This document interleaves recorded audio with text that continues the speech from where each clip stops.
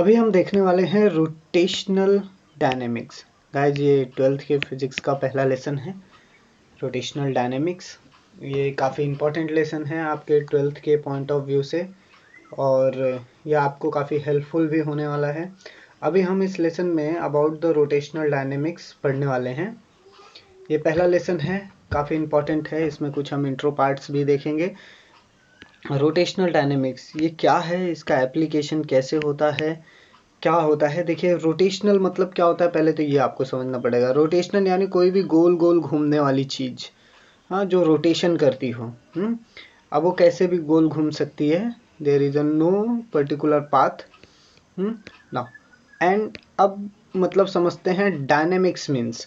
Dynamic का मतलब क्या होता है, कंटिन्यूअस चेंज। ओके, डायनेमिक का मतलब होता है कंटिन्यूअस चेंज, यानी रोटेशन में कंटिन्यूअस चेंज हो रहा है, उसे कहते हैं रोटेशनल डायनेमिक्स। नाउ अब अगर हम रोटेशनल डायनेमिक्स देख लिए तो अब आपको समझना पड़ेगा what is a circular motion. क्या है circular motion? A circular motion is a movement of an object in a circular path. सीधी सी बात है, सर्कुलर मोशन होता है मोशन ऑफ एन ऑब्जेक्ट। मान लीजिए ये आपका एक सर्कुलर पाथ है और उसमें आपका एक ऑब्जेक्ट है जो कंटिन्यूसली उस पाथ पर गोल गोल गोल गोल घूम रहा है। एग्जाम्पल ले लीजिए, जैसे कि आपके पास अर्थ है, अर्थ के अराउंड मून गोल गोल घूम रहा है। ओके, सन है, सन के अराउंड हमारा अर्थ गोल गोल घूम रहा है। तो इन लोग एक सर्कुलर पाथ को फॉलो कर रहे हैं। ओके, तो इसी को हम कहते हैं circular motion. What is the concept of the centre of mass? Centre of मास का क्या कंसेप्ट है, पहले तो आपको समझना पड़ेगा क्या होता है सेंटर ऑफ मास। चलिए समझते हैं, देखें। The centre of mass of a distribution of a mass in a space balance point is a unique point where the weight related position of the distributed mass sum to zero। कह रहे हैं जो centre of मास होता है, ये distributed मास होता है space में, ये एक बैलेंस पॉइंट होता है। ये एक ऐसा यूनिक पॉइंट होता है जहाँ पे जो भी रिलेटेड वेट पोजीशन है उस पॉइंट पे सारा का सारा डिस्ट्रीब्यूटेड मास ज़ीरो हो जाएगा। जैसे मैं आपको एक एग्जांपल देता हूँ, मान लीजिए आपके पास एक स्टिक है। ओके, इस स्टिक का वेट है समथिंग, वेट है x। ओके, अब आपको अगर इसे बैलेंस करना है तो देखिए इसके पास ना एक ऐसा सेंटर में एक ऐसा पॉइंट होगा जहाँ पे ये दोनों ही बैलेंस हो जाएंगे। मतलब यहाँ का wait x1 is equal to x2 हो जाएगा। अभी मान लीजिए कि x is equal to x1 plus x2 है, इसका ओवरऑल मास x है। अब आपको इसको दो ऐसे पार्ट में डिवाइड करना है कि x1 is equal to x2 हो जाए, जहाँ पे आपका x1 weight is equal to x2 weight रहे। तो ये इस पॉइंट पे ये बैलेंस हो जाएगा। अब आप एक छोटी सी स्टिक पे भी या अपनी उंगली पे भी इसे रख लोगे ना तो ये बैलेंस हो जाएगा। ओके, ये गिरेगा नहीं। तो ये क्या हो गया इसका, this is the centre of मास। इसे क्या कहेंगे हम, सेंटर ऑफ मास। ये मास का सेंटर है। इस जगह पे जो डिस्ट्रीब्यूटेड मास है उसका सम ऑफ क्या हो जाता है, सम टू बी जीरो। उसको ऐड करने के बाद जो भी आएगा वो जीरो हो जाएगा। ओके, ना दोस्तों आप लोग को समझ में आएगा concept of centre of mass. Centre of mass is nothing but the centre point. Okay, ना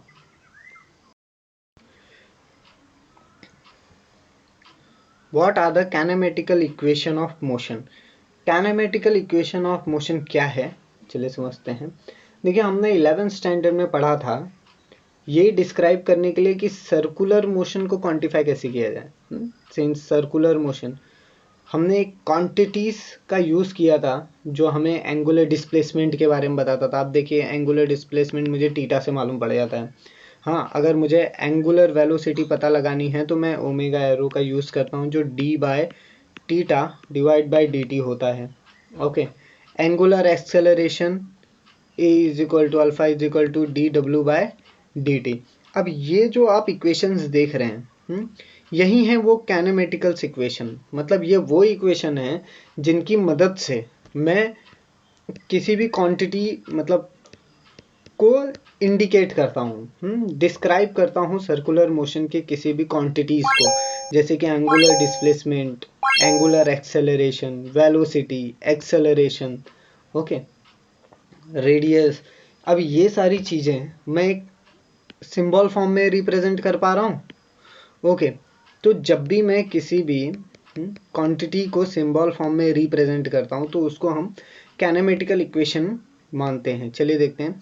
Kinematical is subfield of physics developed in a physical mechanics that describe the motion of a point bodies, object, and the system of the bodies group of object without considering the force that causes them to move। देखिए kinematical एक subfield है physics का जिसको develop किया गया था classical mechanics के under में। ये डिस्क्राइब करता है motion of the point object या पॉइंट बॉडी। किसी भी पॉइंट या ऑब्जेक्ट पे अगर कोई बॉडी है तो ये इसके मोशन को डिस्क्राइब करता है, या सिस्टम ऑफ द बॉडी, पूरे सिस्टम, बॉडी के पूरे सिस्टम को ये डिस्क्राइब करता है, एक ग्रुप ऑफ ऑब्जेक्ट को बताता है। ये कंसीडर नहीं करता कोई भी फोर्स या काजेस टू मूव, कोई भी फोर्स जिनके वजह से वो मूव कर रहा है, ओके। नाउ नेक्स्ट देखते हैं। नेक्स्ट है, do you know the real and pseudo forces, their origin and application. देखिए हमें, क्या आप लोगों को पता है कि रियल फोर्स क्या है और सूडो फोर्स क्या है, ओके। उनके ओरिजिन क्या है, रियल फोर्स का ओरिजिन क्या है, रियल फोर्स का एप्लीकेशन क्या है, सूडो फोर्स का क्या ओरिजिन है और सूडो फोर्स का क्या एप्लीकेशन है। देखिए रियल मतलब वो फोर्स जिसका ओरिजिन हमें पता हो, ओके। नाउ जैसे कि ग्रेविटी एक रियल फोर्स है, इसका ओरिजिन हमें पता है, कोई भी मास ऑब्जेक्ट रहेगा तो वो एक लाइटर मास ऑब्जेक्ट को अपनी तरफ खींचेगा।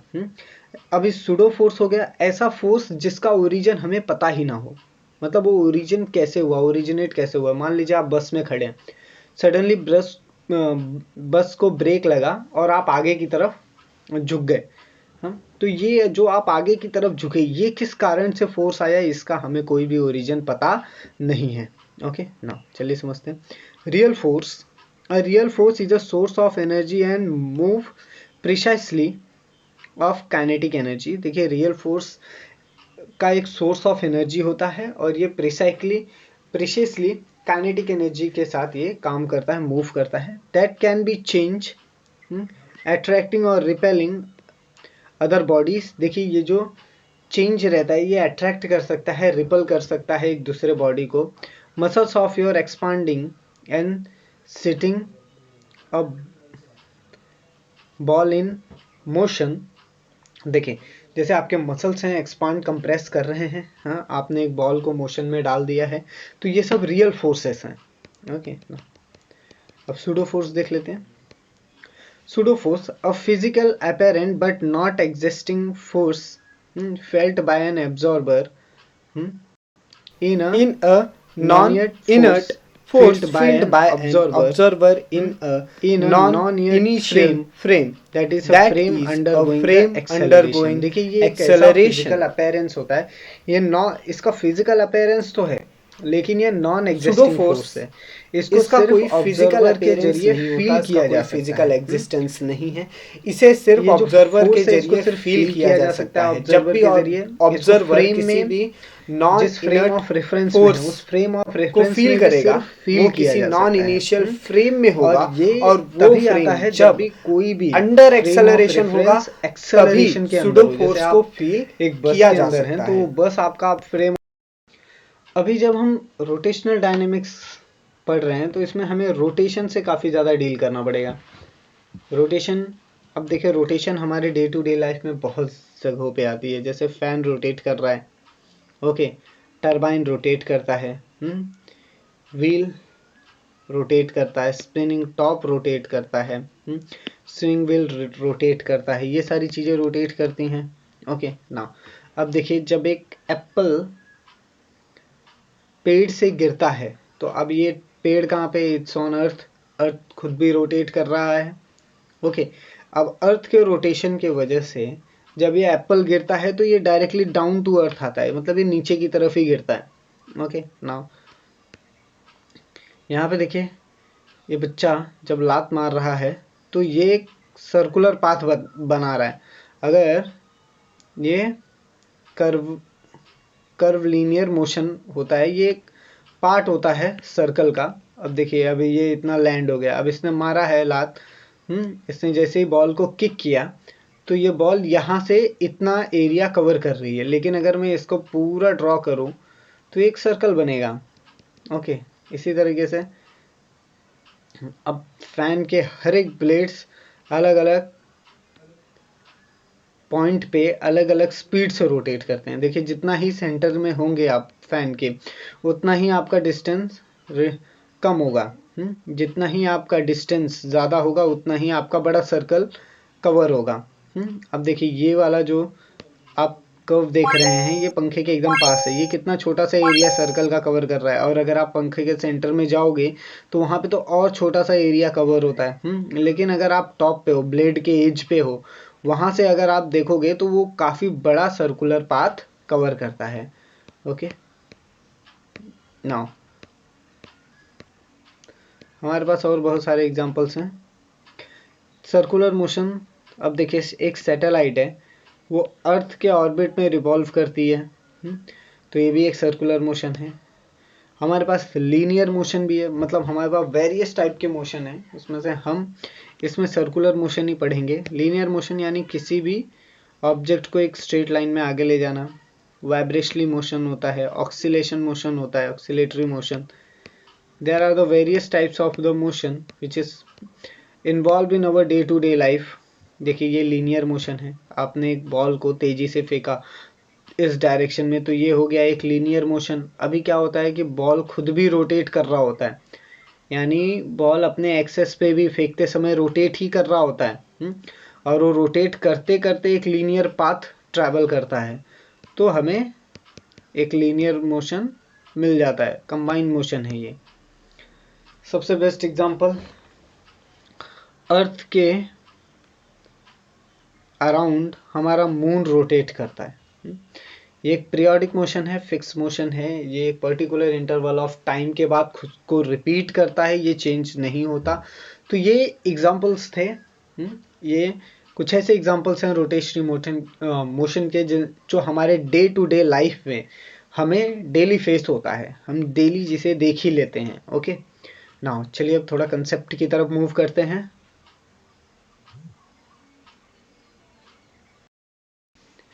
चलिए अब देखेंगे सर्कुलर मोशन क्या होता है। Circular motion is a accelerated motion and its direction of velocity change at every instant. देखिए जो सर्कुलर मोशन है वो एक एक्सेलरेटेड मोशन है। ये इसका जो डायरेक्शन है वेलोसिटी का, ये हर वक्त चेंज होते रहता है। मान लीजिए आप एक रस्सी में एक पत्थर को बांध के गोल गोल घुमा रहे हैं। ओके, अब क्या होगा कि ये जब इस तरफ है तो इसका डायरेक्शन यहाँ पे होगा, वही पत्थर जब कुछ डिस्टेंस ट्रैवल करके यहाँ पे आएगा तो इसका डायरेक्शन यहाँ पे हो जाएगा। तो ये एक एक्सेलरेटेड मोशन होता है। अब देखिए जैसे जैसे इसका डायरेक्शन चेंज होते जाएगा, पोजीशन चेंज होगा, वैसे वैसे इसकी वेलोसिटी का जो डायरेक्शन है, यानी वेलोसिटी की जो डायरेक्शन है वो चेंज होती जाएगी। यही होता है सर्कुलर मोशन, यानी 360 आर्क पे अगर कोई चीज गोल गोल घूम रही है तो वो एक सर्कुलर मोशन प्रोड्यूस करती है ना। It is a periodic motion that is its path along the same trajectory. ये एक पीरियोडिक मोशन होता है। मान लीजिए आपके पास सर्कुलर मोशन, अभी देखिए आपने देखा होगा कि हम सबके घरों में एक घड़ी होती है। ये जो घड़ी होती है ये हमेशा चलते रहती है। ओके, तो आपने देखा होगा कि 12 घंटे बाद बरोबर ये 12 पे आ जाती है। ओके, इसके पास एक समय और मिनट का कांटा होता है जो कंटिन्यूसली गोल गोल घूमते रहते हैं। तो क्या होता है कि अब जो मिनट का कांटा है वो हर 60 मिनट्स बाद, हर 60 सेकेंड्स बाद अपना 1 मिनट कंप्लीट कर लेता है। यानी वो हर 60 सेकेंड्स में अपना एक रोटेशन कंप्लीट कर लेता है। ओके, तो 1 मिनट हो जाता है। ओके, वैसे ही जब ये 1 मिनट टोटल 60 टाइम्स हो जाते हैं तो 1 घंटा हो जाता है। और जब 1 घंटा 12 टाइम्स होगा तो ये पूरे 12 घंटे हो जाते हैं। यानी इसमें जो सबसे बड़ा वाला जो सेकंड का कांटा है वो गोल गोल गोल गोल घूम के 1 मिनट में अपना एक पीरियोडिक मोशन कंप्लीट कर लेता है। उसके बाद उसका सेकंड पीरियोडिक मोशन शुरू हो जाता है। ओके, और जो मिनट का कांटा है वो हर 60 मिनट्स बाद, यानी हर 60 मिनट्स बाद अपना एक रोटेशन कंप्लीट कर लेता है। ओके, और जो आवर्स का कांटा है, जो घंटे का कांटा है, वो 12 घंटे बाद अपना एक रोटेशन कंप्लीट कर लेता है।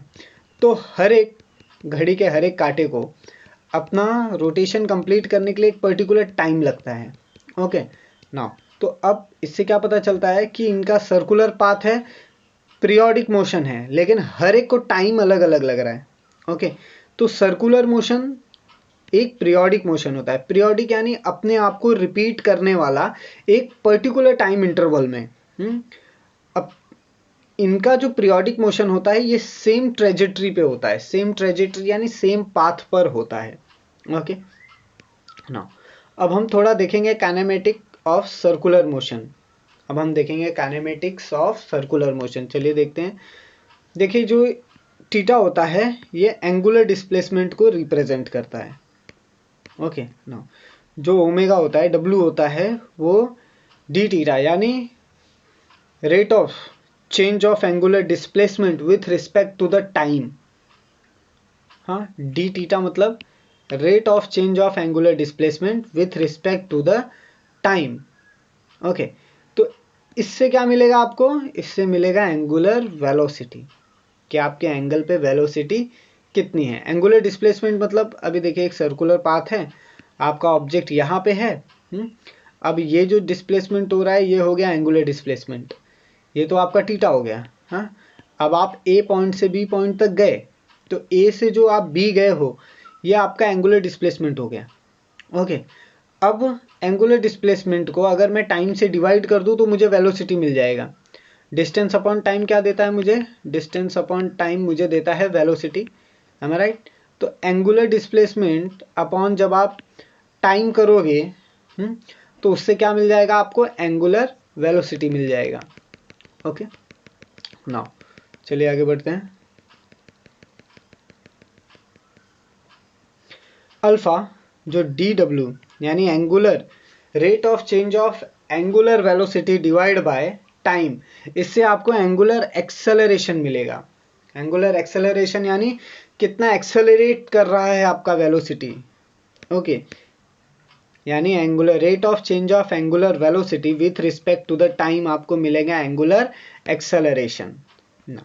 S, S stand for the displacement, S मतलब डिस्प्लेसमेंट हो गया यहाँ पे। v यानी वेलोसिटी यानी rate of change of displacement with respect to the time आपको देता है वेलोसिटी। देखिए गाइस, इन दोनों में और इनमें ज़्यादा डिफरेंस नहीं है। ये एंगुलर डिस्प्लेसमेंट और एंगुलर वेलोसिटी है, ये डिस्प्लेसमेंट और वेलोसिटी है, जिनका सिर्फ नोटेशन अलग है, बाकी इनका जो फंक्शंस है वो ऑलमोस्ट सेम होता है।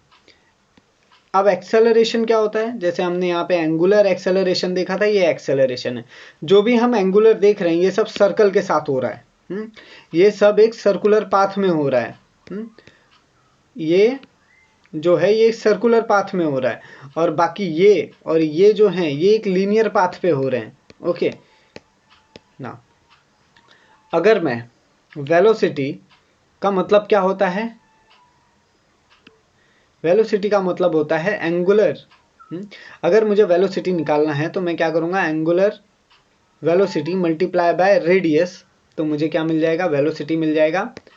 ये जो है ये टेंजेंटियल वेलोसिटी है, tangential velocity omega, omega W, इसको सीधा डब्लू बोलते हैं। W angular velocity always along the axis given by right hand thumb rule. देखिए, जो एंगुलर वेलोसिटी होता है ये हमेशा एक्सिस के साथ होता है, और आप इसे राइट हैंड थंब रूल से समझ सकते हैं। जो थंब है वो आपका एक्सिस है, यानी थंब के डायरेक्शन में आपका होगा एंगुलर वेलोसिटी, और जो कर्व्ड फिंगर्स हैं वो आपको रोटेशन बताएंगे कि किस डायरेक्शन में रोटेशन हो रहा है। आर आपका ये रेडियस है, radius of position vector, radius है और पोजीशन वेक्टर भी है। टी आपका है पीरियोडिक टाइम, एन है आपका frequency, omega is equal to यानी angular velocity is equal to 2 into pi n is equal to 2 pi by T, n is equal to 1 by T. ये formula है, इसे याद रखना है।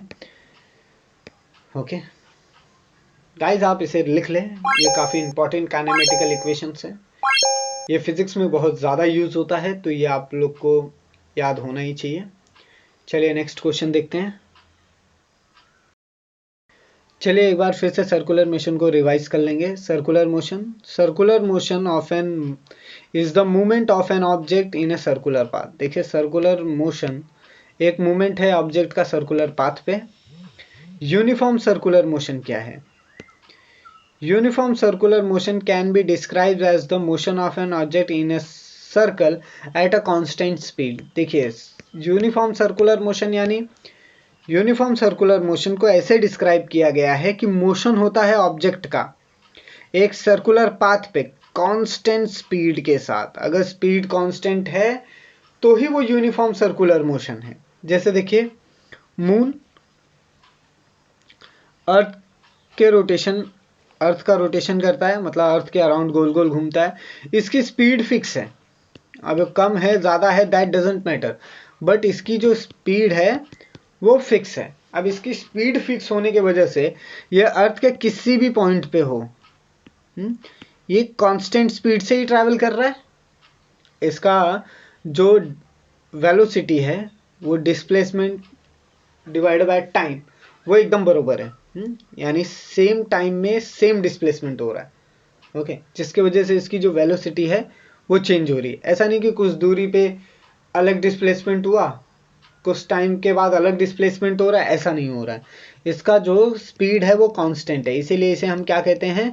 Uniform circular motion. अब नॉन यूनिफॉर्म सर्कुलर मोशन क्या होता है? देखिए अब जो नॉन यूनिफॉर्म सर्कुलर मोशन है इसको डिस्क्राइब किया जाता है motion of object in a circle where the speed is not constant. अगर स्पीड कांस्टेंट नहीं है तो वो नॉन यूनिफॉर्म सर्कुलर मोशन होगा, और अगर स्पीड कांस्टेंट है तो यूनिफॉर्म सर्कुलर मोशन होगा। देखिए आपका जो सर्कुलर मोशन का डेफिनेशन है, अगर आप उसमें कांस्टेंट स्पीड लगा देते हो तो आपका circular motion uniform circular motion में कन्वर्ट हो जाएगा। अगर आप सर्कुलर मोशन के डेफिनेशन में not speed is not constant लगाते हो तो वो ही हो जाएगा नॉन यूनिफॉर्म सर्कुलर मोशन। जैसे मान लीजिए आप साइकिल चला रहे हो एक भीड़ भरे मार्केट में, तो अब क्या होगा, जैसे ही आपको थोड़ा सा जगह मिलेगा तो आप साइकिल की स्पीड बढ़ा दोगे, लेकिन जैसे ही फिर से क्राउड आएगा तो आप क्या करोगे, साइकिल को ब्रेक लगाओगे, उसकी स्पीड कम करोगे।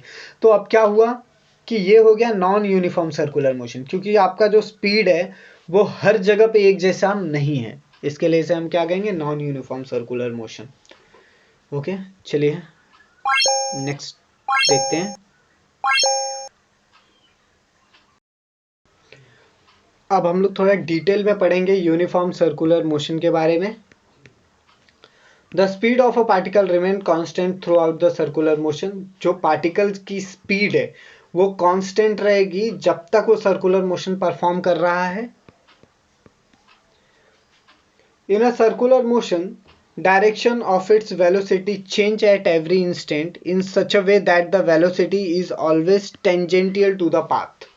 देखिए क्या कह रहे हैं, जो सर्कुलर मोशन होता है उसमें जो डायरेक्शन होता है वेलोसिटी का वो चेंज होता है हर इंस्टेंट पे। हर इंस्टेंट यानी हर एक छोटे पॉइंट पे उसका जो डायरेक्शन है वो चेंज हो जाता है, वेलोसिटी चेंज हो जाती है, वेलोसिटी का जो डायरेक्शन है वो चेंज हो जाता है। देखिए direction of its velocity changes, उसकी जो वेलोसिटी का डायरेक्शन है वो चेंज हो जाएगा in such a way that the velocity is always tangential to the path. ऐसा चेंज होगा कि जो वेलोसिटी है वो हमेशा टेंजेंटियल टू द पाथ रहेगी। देखिए टेंजेंट किसको कहते हैं? आप एक सर्कल ड्रॉ कर लो, उस सर्कल से टच होते हुए एक लाइन निकल जाए तो उसे हम क्या कहते हैं? टेंजेंट कहते हैं। अब जो डायरेक्शन है वेलोसिटी की वो हर इस पॉइंट पे चेंज होती रहेगी ऐसे। जिस डायरेक्शन में भी ये जाएगा उस डायरेक्शन में इसकी जो वेलोसिटी है वो ऑलवेज चेंज होते जाएगी, जैसा कि आप यहाँ पे देख सकते हो। हाँ, अब हर जगह इसकी वेलोसिटी चेंज होगी, यह हर जगह से टेंजेंटियल रहेगा अपने टेंजेंटियल टू द सर्कल रहेगा। जैसे देखिए ये एक पार्टिकल है, ये एक सर्कुलर मोशन परफॉर्म कर रहा है। अब इसका जो डायरेक्शन है वेलोसिटी का इस पॉइंट पे, जैसे ही ये ट्रैवल करके यहाँ पे आएगा इसका डायरेक्शन इस पॉइंट पे हो जाएगा। ओके, अपने सर्कुलर पाथ के टेंजेंटियल डायरेक्शन में direction of velocity always change होती रहेगी। सिंपल है ना। अब आएगा एक्सेलरेशन ऑफ अ सेंट्रीपिटल और रेडियल एक्सेलरेशन। देखिए जो एक्सेलरेशन है वो सेंट्रीपिटल या रेडियल एक्सेलरेशन होता है, जिसको आप alpha R is equal to minus omega square divide into R square से समझ सकते हैं। ये फॉर्मूला है रेडियल एक्सेलरेशन का, alpha R is equal to minus omega square into R square. अब अगर यही सेम फार्मूला में यूनिफॉर्म सर्कुलर मोशन के लिए देखो तो उसके लिए क्या आएगा, for uniform circular motion magnitude is constant. Uniform circular motion के लिए जो मैग्नीट्यूड होता है वो कांस्टेंट होता है, and it is given as, और इसको कैसे दिया हुआ है देखिए, alpha is equal to omega square into R which is equal to V square divide by R which is equal to V omega. Now next topic, next point देखते हैं। It is always directed toward the centre of circular motion. ये हमेशा directed होता है towards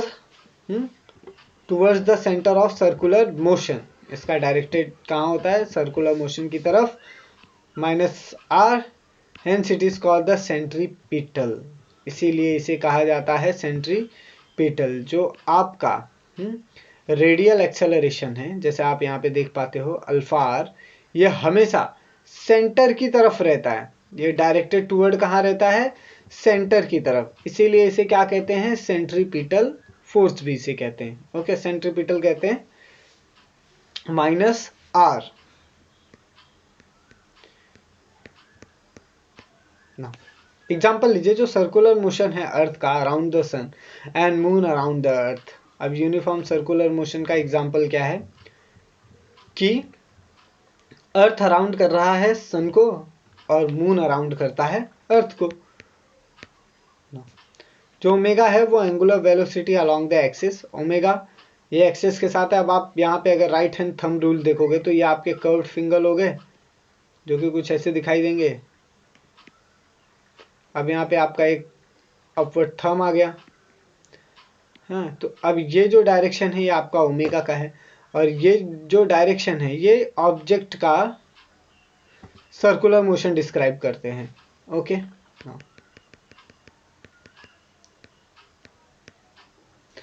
our है आपका radial velocity, alpha are है radial acceleration, P है आपका पार्टिकल, वी वेलोसिटी है आपकी। वेलोसिटी चेंज होती है एट एवरी इंस्टेंट, वेलोसिटी हर इंस्टेंट पे चेंज हो जाती है। C is the centre of circular motion, C क्या है, सेंटर ऑफ सर्कुलर मोशन ना। ये पार्टिकल हो गया, ये आपका रेडियल एक्सेलरेशन हो गया, ये रेडियल वेक्टर हो गया, रेडियस वेक्टर हो गया। ओमेगा आपका angular velocity along the axis हो गया। वी आपका वेलोसिटी है जो चेंज एट एवरी पॉइंट है। सी आपका centre of the circular motion, ये सर्कुलर मोशन का सेंटर है।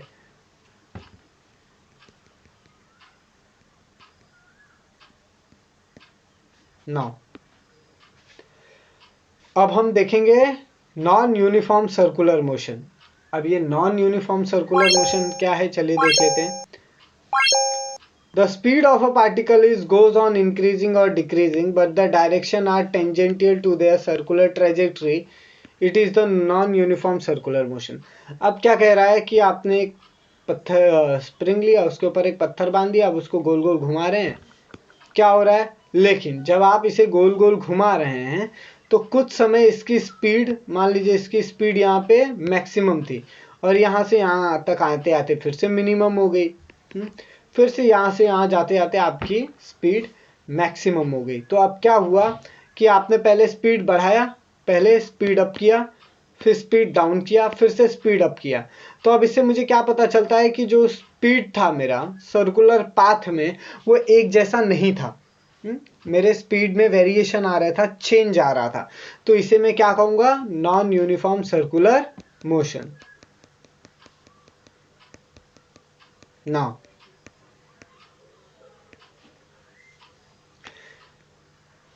velocity is a still tangential and centripetal और radial acceleration alpha r is still present। क्या कह रहा है? जो velocity है ये हमेशा टेंजेंटियल ही होगी सेंट्रीपिटल फोर्स या रेडियल एक्सेलरेशन के लिए, और अल्फा आर जो है वो स्टिल प्रेजेंट ही होगा, वो हमेशा वहां पे प्रेजेंट ही होगा जहां पे भी radial acceleration responsible for changing the magnitude of velocity is directed along or opposite to the velocity, hence always tangential and is called the tangential acceleration। देखिए जो एक्सेलरेशन है वो रिस्पॉन्सिबल होता है चेंज करने के लिए मैग्नीट्यूड ऑफ वेलोसिटी को। ये directed along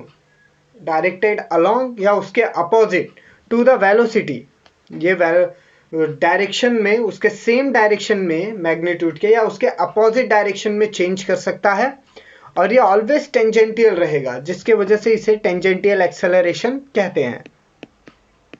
now the circular motion of a particle with a variable speed. अभी जो सर्कुलेशन मोशन है किसी भी पार्टिकल का वेरिएबल यानी वेरिंग स्पीड के साथ, अलग अलग स्पीड के साथ, the body both normal as well as tangential acceleration, उस बॉडी के पास दोनों होगा, नॉर्मल और टेंजेंटियल एक्सेलरेशन। नॉर्मल एक्सेलरेशन भी होगा और टेंजेंटियल एक्सेलरेशन भी होगा। अगर कोई बॉडी सर्कुलर पाथ में अपने स्पीड को कम ज्यादा करके चल रही है तो उस बॉडी के पास नॉर्मल और टेंजेंटियल एक्सेलरेशन दोनों होंगे। Tangential velocity v changing during the non uniform circular motion. जो टेंजेंटियल वेलोसिटी v होता है ये चेंज होता है नॉन यूनिफॉर्म सर्कुलर मोशन में, यानी v tangential velocity v change होते रहता है नॉन यूनिफॉर्म सर्कुलर मोशन में, corresponding to the angular velocity w, और ये करस्पॉन्ड करता है एंगुलर वेलोसिटी w के साथ, is also changing it at every instant, और ये चेंज हर पॉइंट पे होता है due to the angular acceleration. Angular acceleration के वजह से जो एंगुलर वेलोसिटी है वो हर पॉइंट पे चेंज होते रहती है।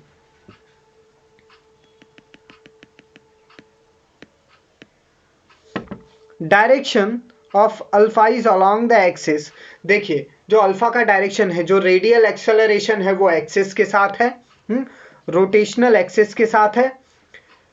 Increasing speed it is along the direction of the W while during the decreasing it opposite to the W। देखिए जब भी स्पीड बढ़ेगा तो जो रेडियल एक्सेलरेशन है वो एंगुलर वेलोसिटी के साथ होगा, एंगुलर वेलोसिटी के डायरेक्शन में होगा, लेकिन जब भी स्पीड कम होगा तो वो अपोजिट हो जाएगा, एंगुलर वेलोसिटी के डायरेक्शन के अपोजिट में जाएगा। जब भी स्पीड बढ़ेगा तो रेडियल एक्सेलरेशन एंगुलर एक्सेलरेशन के डायरेक्शन में होगा, और जैसे ही स्पीड कम होगा वैसे ही जो आपका रेडियल एक्सेलरेशन है वो एंगुलर एक्सेलरेशन के अपोजिट में चला जाएगा।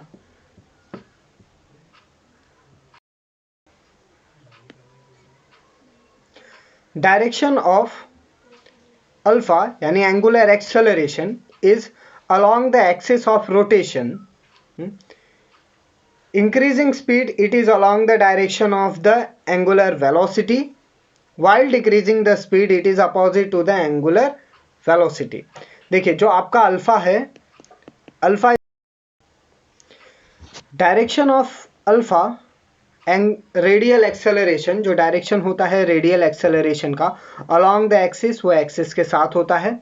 Rotation increasing speed it is along the direction of the angular velocity. जैसे ही रोटेशन का स्पीड बढ़ेगा वह एंगुलर वेलोसिटी के साथ आ जाएगा। During the decreasing speed it is opposite to the angular velocity, और जब भी स्पीड डिक्रीज होगी वो एंगुलर वेलोसिटी के अपोजिट चला जाएगा। ओके, यानी आपका जो एंगुलर एक्सेलरेशन है या रेडियल एक्सेलरेशन है वो एक्सिस के साथ ही रहेगा, लेकिन जब भी स्पीड बढ़ेगी तो वो एंगुलर वेलोसिटी के डायरेक्शन में आ जाएगा, और स्पीड कम होते समय जो रेडियल एक्सेलरेशन है वो अपोजिट हो जाएगा एंगुलर वेलोसिटी के। ओके ना, यहां पे देखिए जो एंगुलर वेलोसिटी है यानी W and acceleration A in a same direction, ये दोनों ही सेम डायरेक्शन में है। रेडियल एक्सेलरेशन और एंगुलर वेलोसिटी स्पीड अप के वक्त, ये कब? ड्यूरिंग स्पीड अप, जब भी आप स्पीड अप करेंगे तो एंगुलर वेलोसिटी और एक्सेलरेशन सेम डायरेक्शन में होंगे। स्पीड डाउन करते समय ये अपोजिट डायरेक्शन में चले जाएंगे।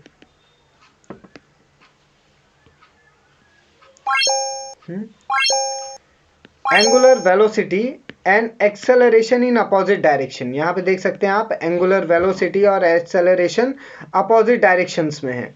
ओके ना, क्योंकि यहां पे स्पीड डाउन हो रही है। जब भी स्पीड डाउन होगा, स्पीड डिक्रीज होगी तो एंगुलर वेलोसिटी और एक्सेलरेशन अपोजिट डायरेक्शंस में होंगे, और जब भी स्पीड अप होगा तो एंगुलर वेलोसिटी और एक्सेलरेशन सेम डायरेक्शन में होंगे। गाइस इसे राइट डाउन कर ले, काफी इंपॉर्टेंट है।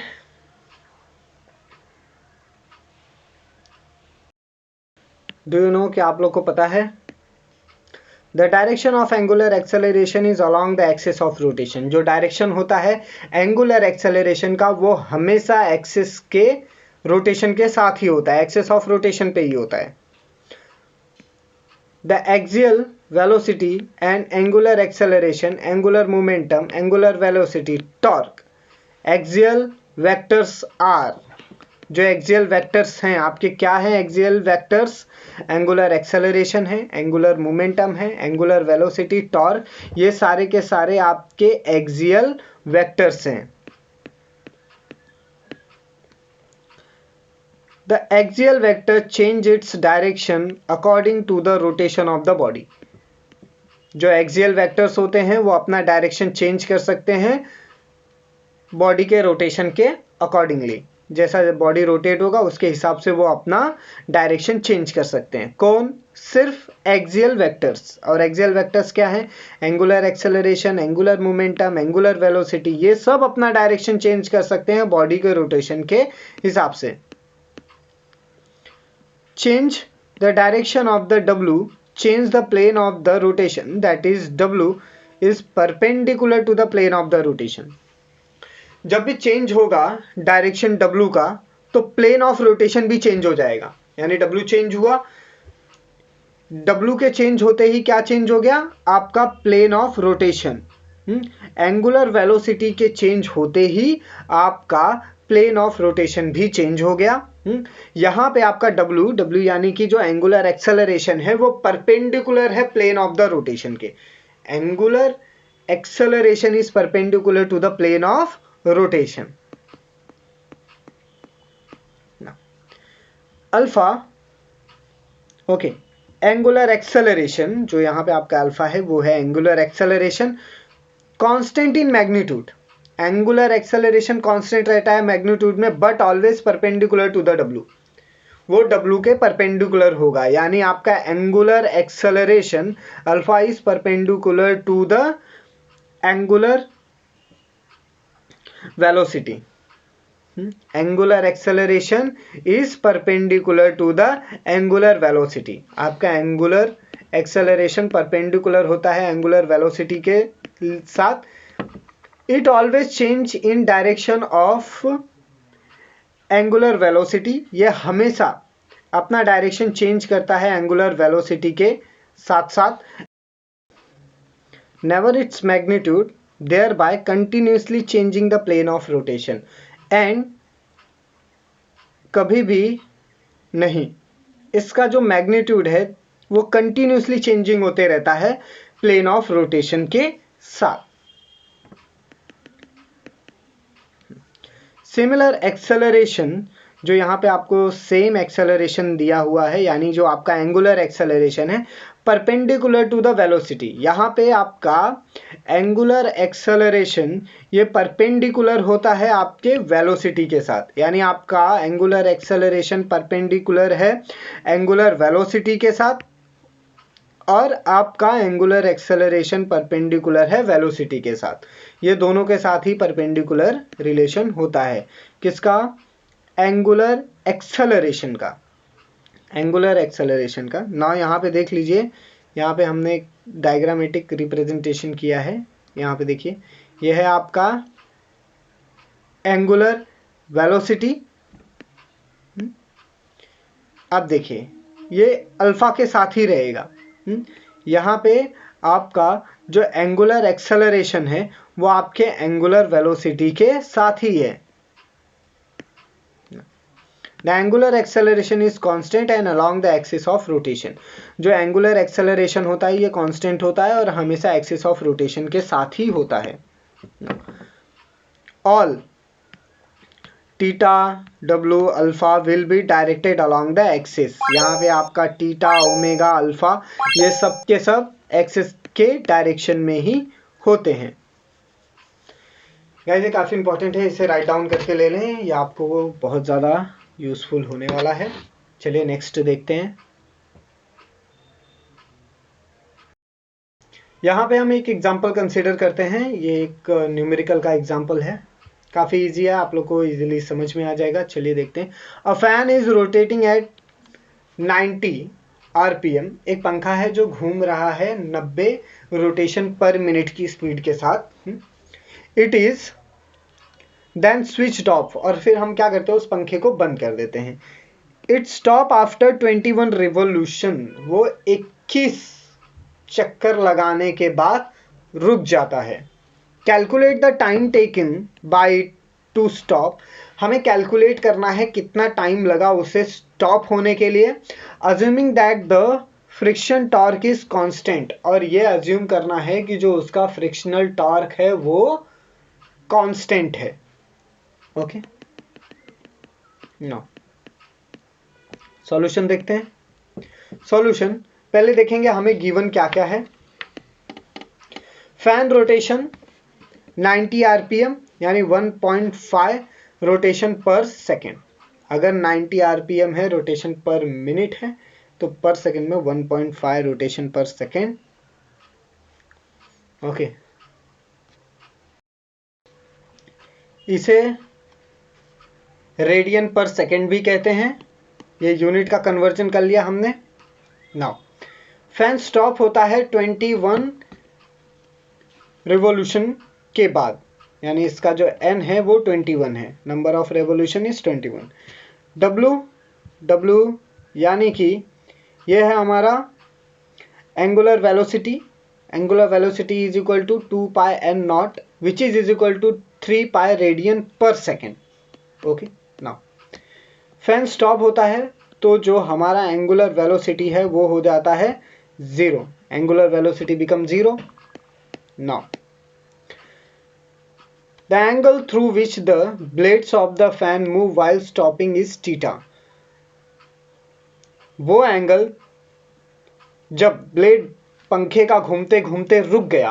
हाँ, अभी देखिए ये पंखा है, एक एंगल के ये घूम रहा है, तो जब ये रुका तो उसके बाद जो एंगल मिला वो था theta. Theta is the angle when the blade of the fan is stop. घूमते घूमते जब पंखे का ब्लेड रुक गया तो जिस एंगल पे वो रुका वो एंगल है थीटा। ना theta is equal to 2 pi N. अब जो थीटा की वैल्यू है वो 2 पाई एन है, क्योंकि घूमते घूमते कितना घूमने के बाद रुक गया, एन टाइम। एन यानी 21 रिवॉल्यूशन के बाद वो रुक गया। 2 पाई यानी सरकमफ्रेंस ऑफ सर्कल। ना 2 pi is equal 2 pi into 21 which is equal to 42 pi radian. तो थीटा कितना हो गया? थीटा हो गया है 42 पाई रेडियंस। ओमेगा यानी कि जो एंगुलर वेलोसिटी है W is equal to angular velocity is equal to 0। ना by using equation analogs to the kinematical equation of motion। अब हम kinematical equation of motion के analogs का यूज, अब हम यहाँ पे अल्फा यानी angular acceleration which is equal to angular velocity minus angular velocity naught divide by time. Okay, now अब हम क्या करेंगे, एंगुलर वेलोसिटी का square minus angular velocity naught का स्क्वायर डिवाइड बाय 2 थीटा कर देंगे, which is equal to 0 minus 3 pi by T. जो हमारा यहाँ पे डब्ल्यू स्क्वायर है वो है 0 और जो डब्ल्यू नॉट स्क्वायर है वो है 3 पाई। इन सब का स्क्वायर लगा है, टी की वैल्यू देखिए। अब मुझे यहाँ पे टीटा की वैल्यू पता है, 2 टीटा मिला है हमें। ओके, तो 2 टीटा की वैल्यू हमने क्या रख दिया, हमने यहाँ पे रख दिया 42 pi. Theta is equal to 42 pi. Now ये हो गया हमारा आंसर यहाँ पे कंप्लीटेड। अब बस क्या करना है, इनका क्रॉस मल्टीप्लिकेशन कर देना है।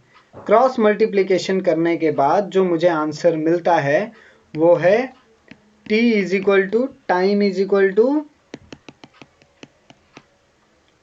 क्रॉस मल्टीप्लिकेशन करने के बाद जो हमें यहाँ पे t की वैल्यू मिलेगी, the t is equal to 28 seconds. t की वैल्यू मिल गई हमें यहाँ पे 28 सेकेंड।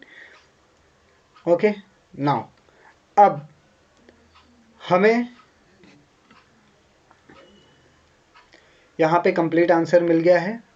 एक रिमार्क देख लेते हैं, one can show the use of unit revolution for the angle get read a pi through out the such data in that case. देखिए रिमार्क क्या कहता है, ये जो यूनिट है रेवोल्यूशन का, एंगल और रिजिड पाई का, इस डाटा से हमें क्लियर होता है omega naught 1.5 radian per second है और theta is equal to 21 revolution है। ओके, नाउ नेक्स्ट देखते हैं, यहाँ पे आंसर कंप्लीट हुआ। चलिए एक एक्टिविटी करते हैं। इस एक्टिविटी में हम एक स्टोन ले लेंगे, उस स्टोन को हम टाइट कर देंगे, बांध देंगे एक रस्सी के साथ। ओके, रस्सी के साथ बांधने के बाद उसे हम कुछ इस तरीके से घुमाएंगे। ओके, जैसा कि आप देख सकते हैं। घुमाते समय आप अगर नोटिस करेंगे तो यहाँ पे इस हाथ का भी एक पर्टिकुलर मोशन है। ओके, तो जो फोर्स लग रही है इस रस्सी को घुमाने के लिए, इस पत्थर को घुमाने के लिए, उस फोर्स को हम कहते हैं सेंट्रीपिटल फोर्स। ओके, अब हम ये समझेंगे कि इस पत्थर के ऊपर कौन सा फोर्स लग रहा है। देखिए रस्सी में जो फोर्स लग रही है वो तो सेंट्रीपिटल फोर्स है, जो इस सेंटर की तरफ मूव कर रही है। जो डायरेक्शन है मूविंग का वो टुवर्ड द सेंटर है, सेंटर की तरफ मूव कर रहा है। रस्सी सेंटर की तरफ मूव कर रही है।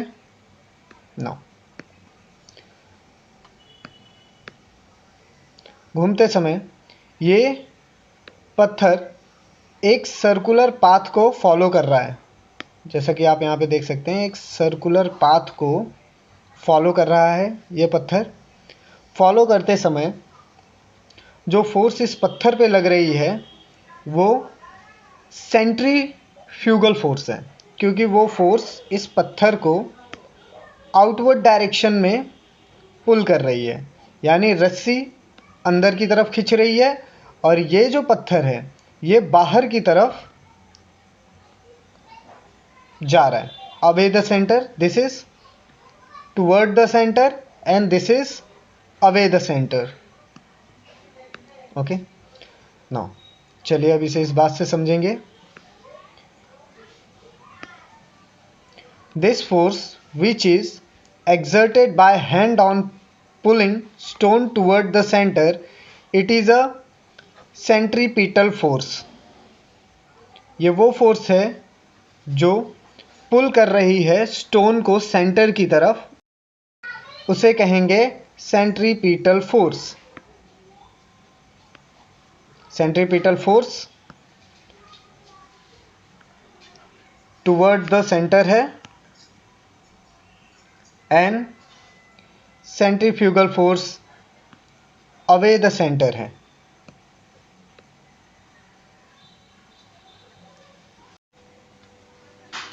When a body move in a circular path, जब भी बॉडी किसी सर्कुलर पाथ में मूव करेगी, the force act away from the centre, तो फोर्स सेंटर से दूर की तरफ लगेगा, उसे सेंट्रीफ्यूगल फोर्स कहते हैं। वो फोर्स जो सेंटर से दूर लेके जाए उसे कहेंगे सेंट्रीफ्यूगल फोर्स। जैसे कि आप यहाँ पे देख सकते हैं, ये जो पत्थर है, ये पत्थर यहाँ पे स्टोन से दूर की तरफ जा रहा है, ओके, और रस्सी पे लगने वाला फोर्स ये सेंटर की तरफ आ रहा है। Toward the centre is centripetal force, away the centre is centrifugal force.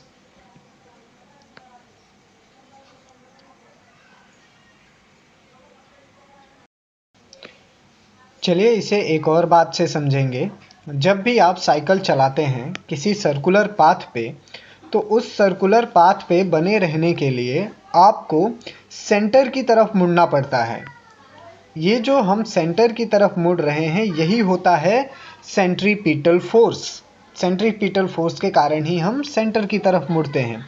जब हम किसी बस में ट्रैवल करते हैं, तो बस जब टर्न लेती है सेंटर की तरफ, तब हमारा मोशन अवे द सेंटर होता है, यानी उस वक्त हम सेंटर से दूर की तरफ मुड़ते हैं, जैसा कि आप यहाँ पे देख सकते हैं। बस में टर्न लेते समय हम अवे द सेंटर जाते हैं, ये सेंट्रीफ्यूगल फोर्स के वजह से होता है।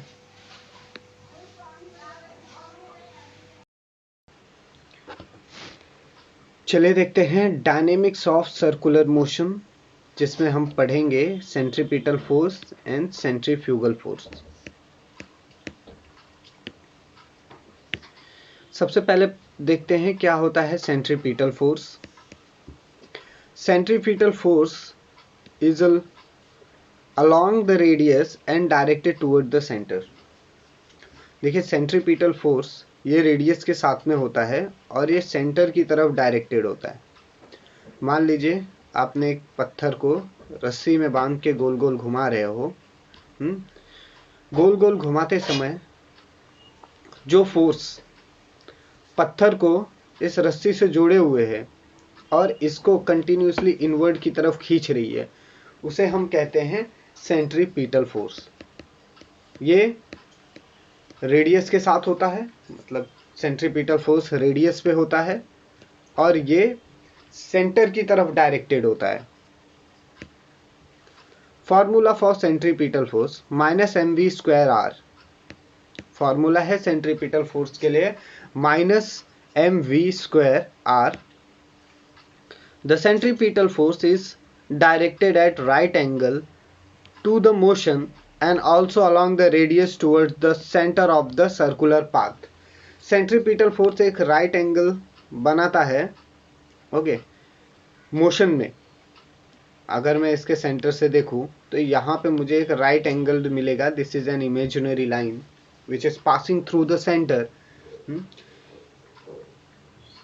ये रेडियस के साथ रहेगा, दिस इज माई रेडियस, और ये हमेशा सेंटर की तरफ अप्रोच करेगा। सेंटर की तरफ अप्रोच करने के कारण यहाँ पे माइनस साइन का यूज होगा।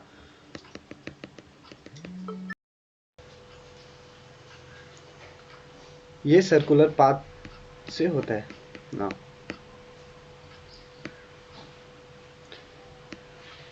देखिए, the acceleration responsible for the circular motion is a centripetal और रेडियल एक्सेलरेशन। देखिए, जो एक्सेलरेशन रिस्पॉन्सिबल है सर्कुलर मोशन के लिए, एक्सेलरेशन जब भी आप एक्सेलरेट करोगे घुमाने के लिए, जितना फोर्स मैग्नीट्यूड आप दोगे ऑब्जेक्ट को अपने सर्कुलर पाथ पे बनाने के लिए सर्कुलर मोशन में, वो nothing but the centripetal force है, वो सेंट्रीपिटल फोर्स है।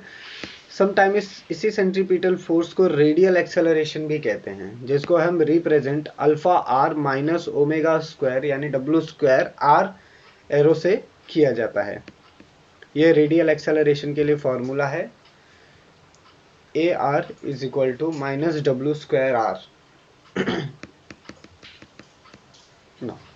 The force providing this acceleration is the centripetal और रेडियल फोर्स, जिसे हम CPF कहते हैं।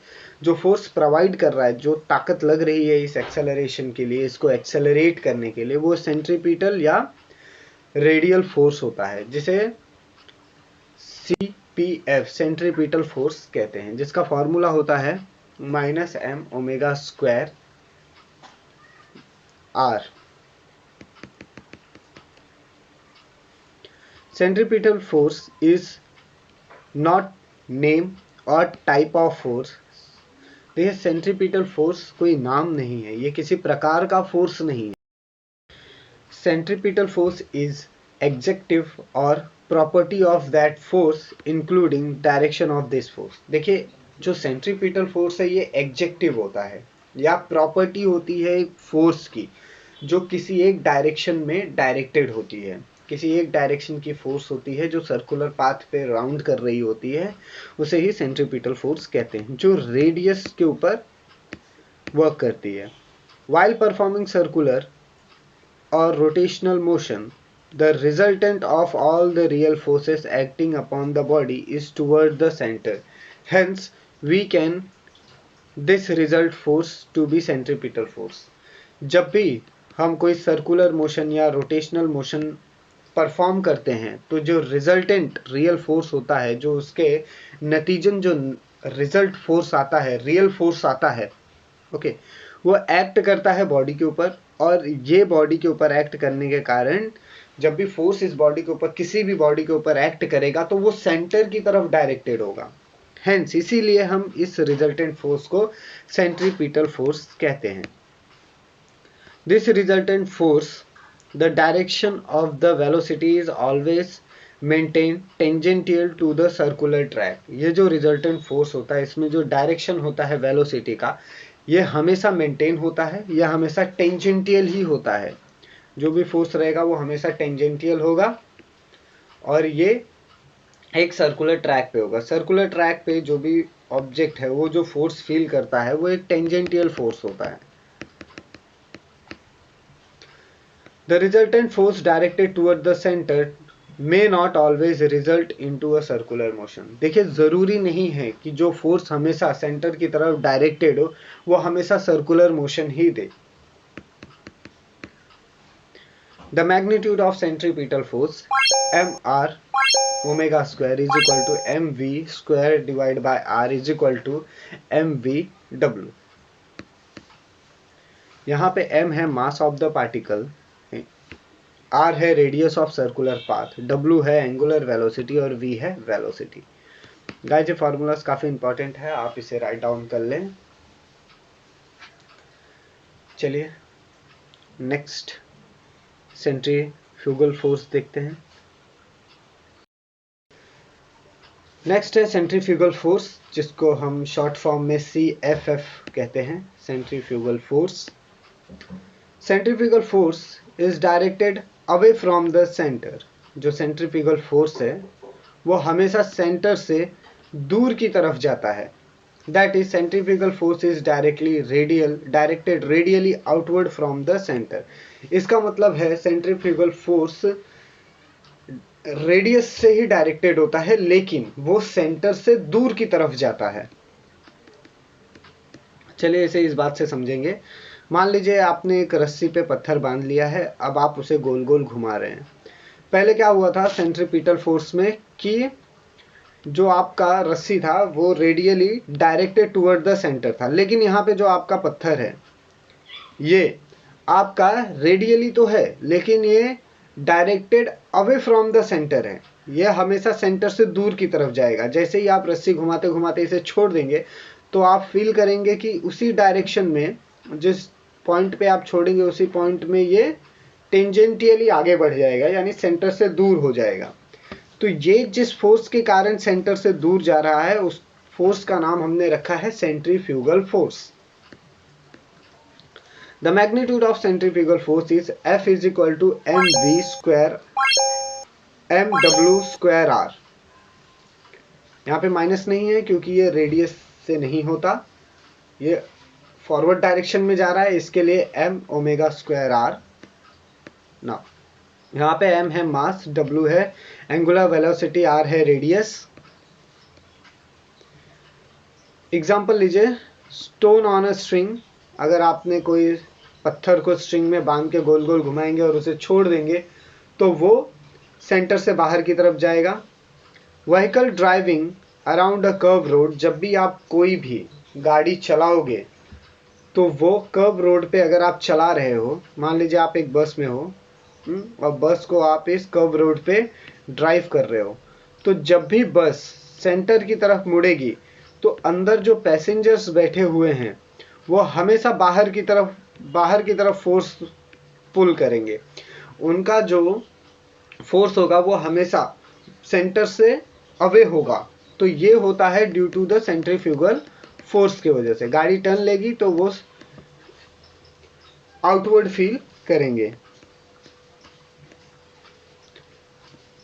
It is a pseudo force arising due to the centripetal acceleration of the frame of reference। ये एक अननोन सोर्स से पैदा होने वाला फोर्स है। जब भी सेंट्रीपिटल एक्सेलरेशन होगा किसी भी फ्रेम ऑफ रेफरेंस में, जैसे आप बस में बैठे हो तो बस हो गया आपका फ्रेम ऑफ रेफरेंस। अब उसमें जैसे ही वो सेंटर की तरफ बस मुड़ेगी तो पैसेंजर्स जो हैं वो सेंटर से अवे की तरफ फील करेंगे, तो उस वक्त ये अराइज होता है। यानी सेंट्रीपिटल एक्सेलरेशन के वक्त फ्रेम ऑफ रेफरेंस में सेंट्रीफ्यूगल फोर्स एक सूडो फोर्स के फॉर्म में अराइज हो जाता है। Centrifugal force is a non real force, resultant force but not an imaginary force.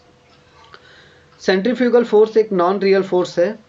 इसमें फोर्स तो है लेकिन हम इसे इमेजिनरी फोर्स नहीं कह सकते। इमेजिनरी यानी काल्पनिक फोर्स नहीं है, इसे फील किया जा सकता है, बस इसका ओरिजिन हमें पता नहीं होता। If centrifugal force is greater than the resultant force toward the center, then experiences outward pull। अगर सेंट्रीफ्यूगल फोर्स ज़्यादा है रिजल्टेंट टूवर्ड द सेंटर यानी सेंट्रीपिटल फोर्स से, तब हम आउटवर्ड एक्सपीरियंस करेंगे। आउटवर्ड फील्ड यानी सेंटर से दूर जाने की फीलिंग आ जाएगी। Digital force meter, a force measuring instrument, can record it as well. एक डिजिटल फोर्स मीटर होता है, आप ऑनलाइन इसको सर्च कर सकते हैं। ये एक फोर्स मेजरमेंट करने वाला इंस्ट्रूमेंट होता है। ये इसे रिकॉर्ड कर सकता है और इसको मेजर कर सकता है कि कितना सेंट्रीफ्यूगल फोर्स लग रहा है किसी ऑब्जेक्ट के ऊपर। On reaching uniform speed in frame of reference of a merry go round, this centrifugal force exactly balance the resultant of all the real force. जब भी एक यूनिफॉर्म स्पीड में पहुंच जाएगा, आप मान लीजिए आप एक मैरी-गो राउंड में बैठे हो और उसे एक यूनिफॉर्म स्पीड के साथ घुमाया जा रहा है। जब ये यूनिफॉर्म स्पीड पे आ जाएगा, हर जगह एक जैसी स्पीड हो जाएगी, तो जो सेंट्रीफ्यूगल फोर्स है वो बैलेंस कर देगा जितने भी रियल फोर्स हैं उन सबको। यानी सेंट्रीफ्यूगल फोर्स इन सारे फोर्सेस को बैलेंस कर देगा। देखिए, आप एक एग्जांपल ले लीजिए, आप एक बाल्टी में पानी ले लीजिए। उस बाल्टी को अगर आप ज़ोर ज़ोर से घुमाएंगे तो आप देखेंगे कि पानी नीचे गिर नहीं रहा है, क्योंकि यूनिफॉर्म स्पीड होने के कारण एक पर्टिकुलर स्पीड अचीव करने के बाद वो जो वाटर का वेट है वो एग्जैक्टली अवे द सेंटर जा रहा है, इसके लिए पानी नहीं गिर रहा। अब यहाँ पे उसने सेंट्रीपिटल फोर्स को बैलेंस किया है, मास ऑफ द वाटर को बैलेंस किया है, ग्रेविटेशनल फोर्स जो उसके ऊपर लग रहा है उसको बैलेंस किया है। Okay, now if resultant force in a frame of reference is 0, then centrifugal force balance the centripetal force. अगर लगने वाला फोर्स फ्रेम ऑफ रेफरेंस में 0 है तो सेंट्रीफ्यूगल फोर्स सेंट्रीपिटल फोर्स को बैलेंस कर लेगा। The centrifugal force means the net pseudo force. Centrifugal force का मतलब होता है एक net pseudo force. Centripetal force का मतलब होता है resultant of all the real force. और सेंट्रीपिटल फोर्स रिजल्ट है सारे रियल फोर्सेस का। Equation of a circular motion, अब यहाँ पे इक्वेशन देख लेते हैं। रिजल्टेंट फोर्स हमेशा minus M W square are होगा, या तो M W square R plus summation of all the real forces जो इज इक्वल टू 0 होगा। तो ये कुछ इंपॉर्टेंट पॉइंट्स थे अबाउट द सेंट्रीफ्यूगल फोर्स, आप इसे राइट डाउन कर लें। चलिए नेक्स्ट टॉपिक देखते हैं।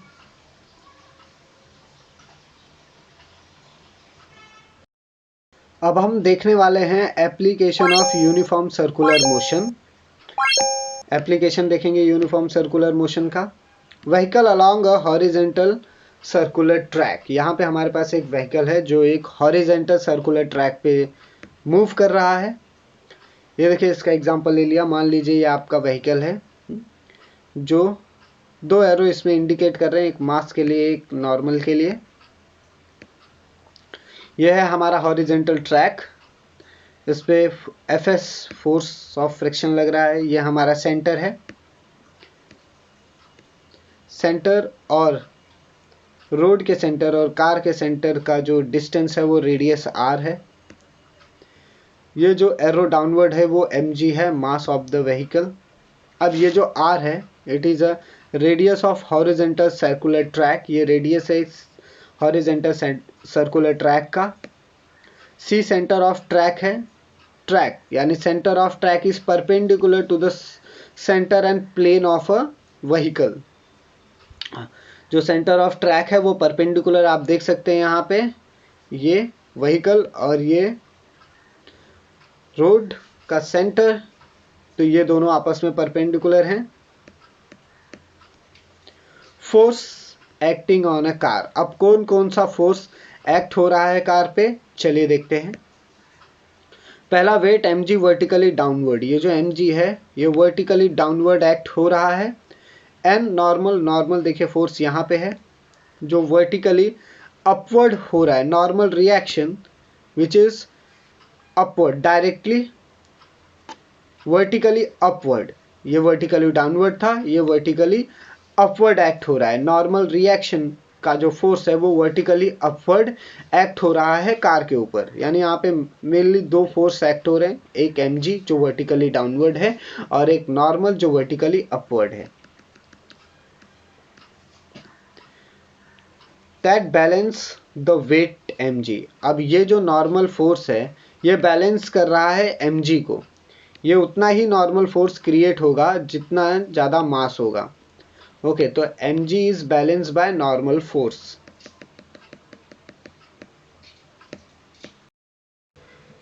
Force of static friction Fs between the road and tyres, जो Fs है ये फोर्स ऑफ स्टैटिक फ्रिक्शन है जो रोड और टायर के बीच में होता है। ये यहाँ पे एकदम दोनों के बीच में होगा, यहाँ पे जो होगा वो फोर्स ऑफ स्टैटिक फ्रिक्शन होगा।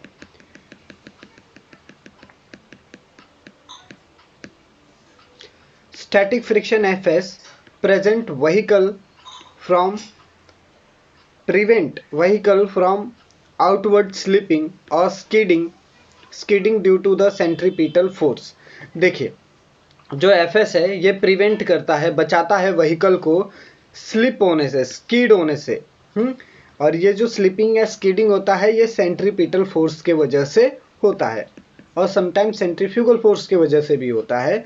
तो इन दोनों ही फोर्स से बचाने के लिए यहाँ पे स्टैटिक फ्रिक्शन होता है जो प्रिवेंट करता है इसको फिसलने से, गाड़ी को फिसलने से जो बचाता है वो होता है स्टैटिक फ्रिक्शन जो रोड और टायर के बीच में होता है।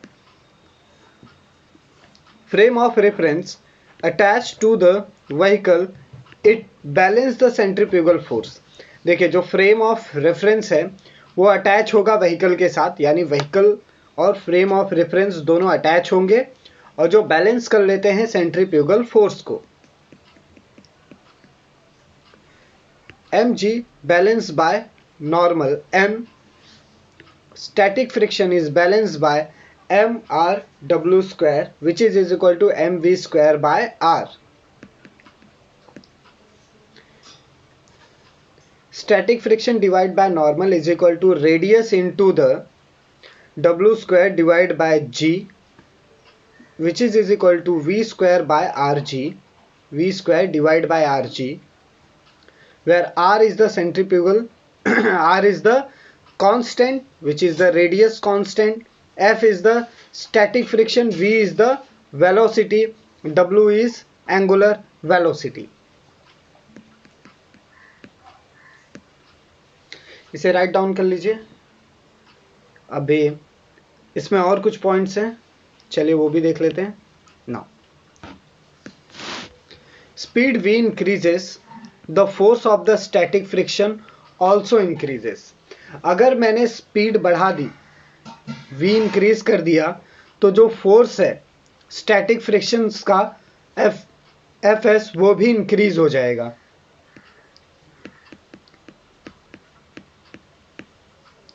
Fs is equal to upper limit.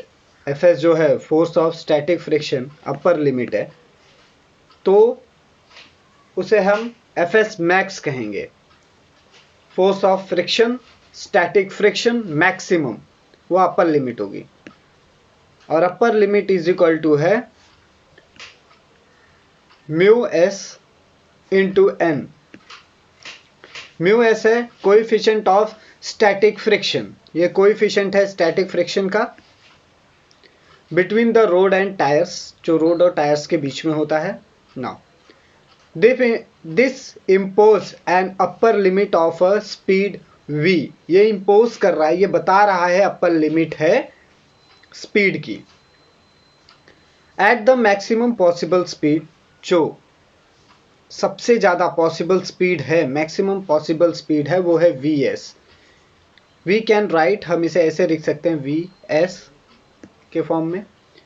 fs यानी static force of friction maximum divide by normal is equal to coefficient of static friction, which is equal to the velocity square maximum divided by rg, radius, and g, gravity, which is equal to v max is equal to mu static under root static friction into r into g. तो ये आया v max का formula. ये काफ़ी important formula है guys, आप लोग को याद रखना है. अभी हमने पूरा डिराइव करके देख लिया कि कैसे ये फॉर्मूला अराइज होता है. आप वीडियो को पॉज कर लें, इसे राइट डाउन कर लें. चलिए नेक्स्ट टॉपिक देखते हैं.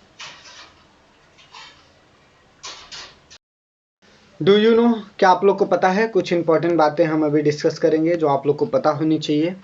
We have assume that the vehicle to be a point. अब हमने मान लिया है कि हमारा जो व्हीकल है वो एक पॉइंट है, एक पार्टिकल का पॉइंट है.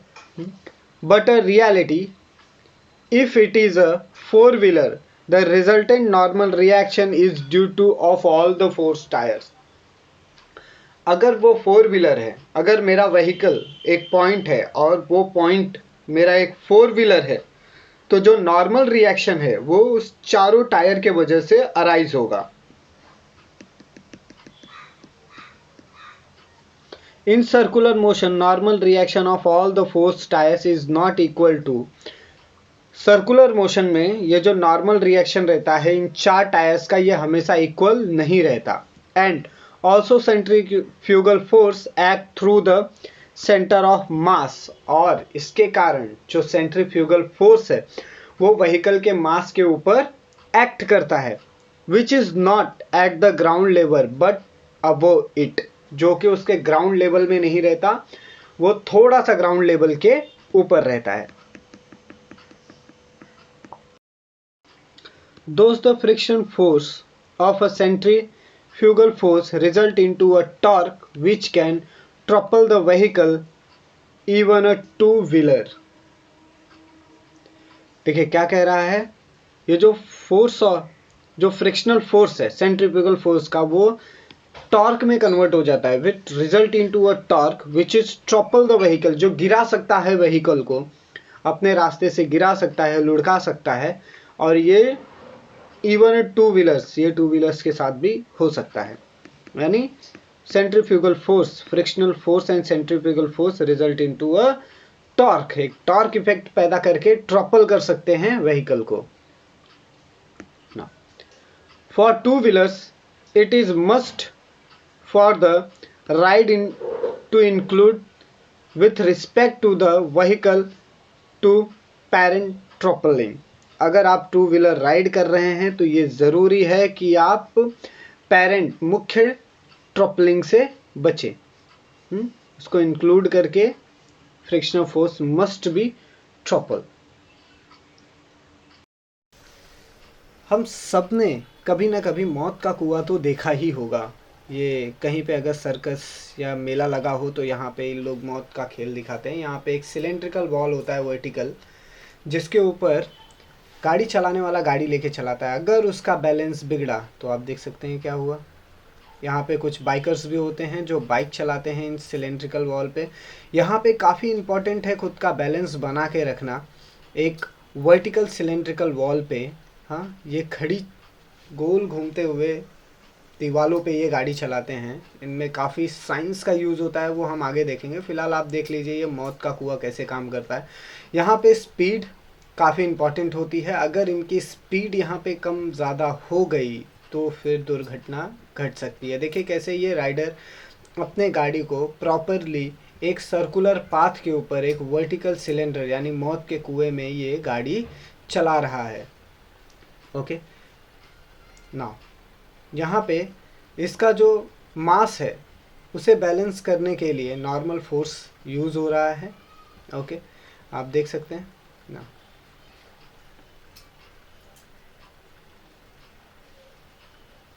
और अगर बैलेंस बिगड़ा तो देखिए ये बेचारा कैसे गिर जाएगा अभी, तो फिर इसे कोई नहीं बचा सकता ना।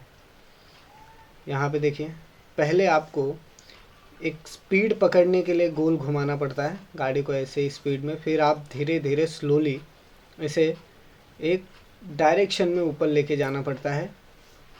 जैसा कि आप यहाँ पे देख सकते हैं ये प्रॉपरली मेंटेन है। ये कार यहाँ पे इस वर्टिकल ड्राइव के ऊपर प्रॉपर मैनर में चल रही है ना। गाइस अब हमारा नेक्स्ट टॉपिक है वेल और वॉल ऑफ डेथ, जिसे हम हिंदी में मौत का कुआं भी कहते हैं। Well of death is vertical cylindrical wall of radius R. देखिए जो मौत का कुआं होता है वो एक वर्टिकल सिलेंडर जैसा होता है जिसका रेडियस जो होता है वो रेडियस आर होता है। ये एक सर्कुलर सिलेंडर होता है। ये ऐसे ही सर्कुलर बहुत सारा सर्कुलर सिलेंडर की तरह होता है।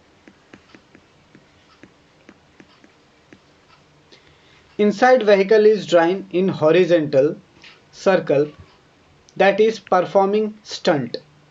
अब उसके अंदर जो व्हीकल रहता है उसको व्हीकल को चलाया जाता है हॉरिजॉन्टल सर्कल के ऊपर, यानी एक स्टंट परफॉर्म किया जाता है। आपने बहुत बार देखा होगा मेलों में। Force acting on a vehicle, अब कौन कौन से फोर्स एक्ट कर रहे हैं व्हीकल को। Normal reaction N horizontally towards the centre. देखिए इसमें अभी तक जो हमारा नॉर्मल था वो वर्टिकली अपवर्ड एक्ट हो रहा था। ओके, नाउ अब मौत के कुएं में जो नॉर्मल है, नॉर्मल रिएक्शन ये horizontally towards the centre act करता है। ये हॉरिजेंटली सेंटर की तरफ जाता है। Weight M G acting vertically downward. देखिए ये आपका व्हीकल है तो अब आपका नॉर्मल तो यहाँ एक्ट हो रहा है। देखिए ये आपका मौत का कुआं। अब मान लीजिए यहाँ पे आपका व्हीकल है, अब ये है सेंटर। ये एक इमेजिनरी लाइन सेंटर से पास हो रही है, तो अब नॉर्मल तो यहाँ पे एक्ट होगा लेकिन mg जो है वो यहाँ पे एक्ट होगा वर्टिकली डाउनवर्ड। आप देख सकते हैं कि वेट हमेशा वर्टिकली डाउनवर्ड ही एक्ट होता है। Now fs static force of friction acting vertically upward between vertical wars and the tires, it prevent the downward slipping। क्या कह रहे हैं, जो स्टैटिक फोर्स ऑफ फ्रिक्शन है ये वर्टिकली अपवर्ड की तरफ होगा। यानी आपका इस केस में यहाँ पे होगा स्टैटिक फ्रिक्शन, यहाँ पे होगा मास और यहाँ पे होगा नॉर्मल। ये जो है वॉल्स और टायर्स के बीच में होगा। ये देखिए, ये टायर और ये वॉल, इन दोनों के बीच में स्टैटिक फ्रिक्शन होगा, जो प्रिवेंट करेगा, जो बचाएगा डाउनवर्ड स्लिपिंग से, यानी नीचे की तरफ फिसलने से उसको रोकेगा।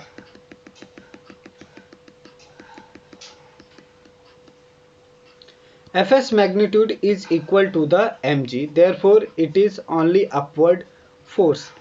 अब देखें, यहाँ पे जो हमने हमारा बाइकर देखा था उसका वेट mg नीचे की तरफ था, नॉर्मल सेंटर की तरफ था और फोर्स ऑफ फ्रिक्शन ऊपर की तरफ था। अब ये जो फोर्स ऑफ फ्रिक्शन है उसने इस mg को बैलेंस करके रखा है।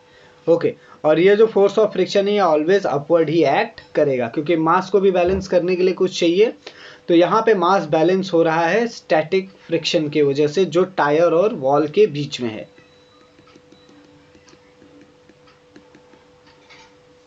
And normal reaction is those the resultant centripetal force और the only force that can balance the centrifugal force. देखिए, यहाँ पे जो एन है वो नॉर्मल रिएक्शन है। नॉर्मल रिएक्शन रिजल्टेंट है सेंट्रीपिटल फोर्स का। ये सिर्फ एक ही फोर्स है जो बैलेंस कर रहा है सेंट्रीफ्यूगल फोर्स को। यहाँ पे सेंट्रीफ्यूगल फोर्स बैलेंस हो रहा है सिर्फ नॉर्मल रिएक्शन के कारण, क्योंकि normal reaction towards the centre है। यहाँ पे हमने देखा कि नॉर्मल रिएक्शन इस तरफ जा रहा है, स्टैटिक फ्रिक्शन इस अपवर्ड, वर्टिकली अपवर्ड है, mg वर्टिकली डाउनवर्ड है। अब नॉर्मल रिएक्शन को बैलेंस, नॉर्मल रिएक्शन यहाँ पे किसको बैलेंस कर रहा है? ये सेंट्रीफ्यूगल फोर्स को बैलेंस कर रहा है, CFF को बैलेंस कर रहा है। यहाँ पे सिर्फ नॉर्मल रिएक्शन है जो गाड़ी को बाहर पुल आउट यानी अवे द सेंटर जाने से रोक सकता है।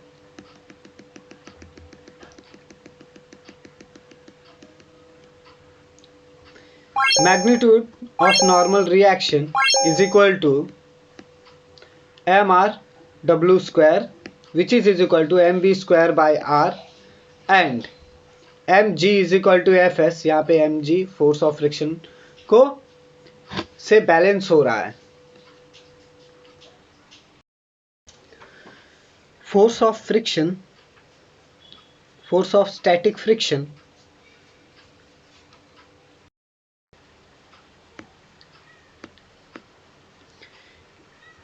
is always less than or equal to mu s n। जो फोर्स ऑफ स्टैटिक फ्रिक्शन होता है वो हमेशा लेस देन होता है कोएफिशिएंट ऑफ स्टैटिक फ्रिक्शन के, normal coefficient of static frictions into normal से हमेशा फोर्स ऑफ स्टैटिक फ्रिक्शन कम होगा। यानी force of static friction is less than or equal to mu Sn, और mg mass of vehicle is always less or equal to static friction into mv square by r। यानी मास हमेशा कम या बरोबर होगा static friction into mv square by r के। तो guys यहाँ पे हमारा मौत का कुआं का कुछ इंपॉर्टेंट टॉपिक्स कवर हुए हैं। आगे चलिए देखते हैं नेक्स्ट टॉपिक क्या है।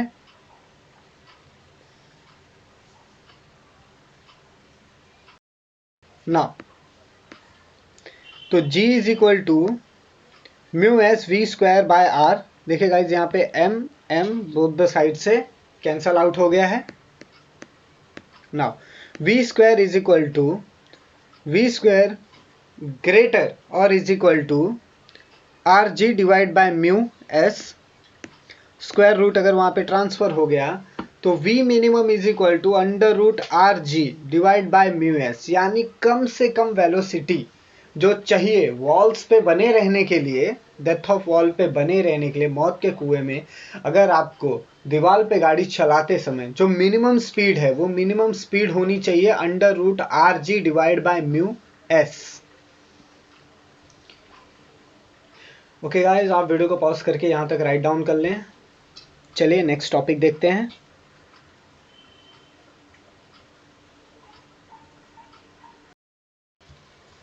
रिमेंबर दिस गाइस, ये बातें हमेशा याद रखना। पहला बात, n is equal to M V square by R होता है। Therefore n minimum is equal to M V square minimum divide by R, which is equal to mg divided by mu s. Mu s is coefficient of static friction. Second, जो static friction है वो ISN valid only for the minimum speed, यानी static friction is equal to ISN, ये valid होता है सिर्फ और सिर्फ minimum speed के लिए। ये हमेशा आपको याद रखना है। जो फोर्स ऑफ फ्रिक्शन है वो ऑलवेज इज इक्वल टू होगा mg के। Third, during the derivation the vehicle is assume to be a particle. जब भी हम इसके डेरिवेशन के बारे में सोचेंगे तो हमें ये याद रखना है कि जो हमारा व्हीकल है वो एक पार्टिकल है। In reality it is not so during the revolution in such a well. देखिए, जब हकीकत में जब इसका रेवोल्यूशन, जब फेरे लगते हैं कुएं के अंदर, the two wheeler rider is never horizontal else. तो जो टू व्हीलर राइडर रहता है वो कभी हॉरिजेंटल नहीं रहता। The torque due to her his weight will topple his her. Think of the torque. देखिए, जो उसका ड्राइवर का, जो टू व्हीलर का ड्राइवर होता है, उसका जो वेट होता है वही कारण होता है उसके ट्रॉपल के लिए। ओके, वो इतना अच्छे से बाइक के साथ फ्रिक्शनली कनेक्टेड नहीं होता। बाइक तो वॉल्स के साथ स्टैटिक फ्रिक्शन की वजह से कनेक्ट हो जाती है, लेकिन जो राइडर का वेट होता है वो उसके ट्रॉपल के लिए रिस्पॉन्सिबल होता है, क्योंकि वहाँ पे उसके बॉडी पे काफ़ी ज़्यादा टॉर्क प्रोड्यूस होने लगता है। That balance the torque due to the weight. अब इस टॉर्क को उसके वेट के साथ बैलेंस करना पड़ेगा। What about the four wheeler? तो अब देखते हैं फोर व्हीलर के केस में क्या होता है। Angle made by road surface with a horizontal is 90 degree. Four wheeler के केस में क्या होगा, जो एंगल और रोड, जो टायर और रोड के बीच में जो एंगल बन रहा है वो 90 डिग्री का होगा। अगर रोड को बैंक्ड कर दिया 90 डिग्री से, इट इम्पॉसिबल और lower limit of the turning speed. It imposes, ये इम्पोज करेगा लोअर, कम से कम लिमिट टर्निंग स्पीड के लिए। नाउ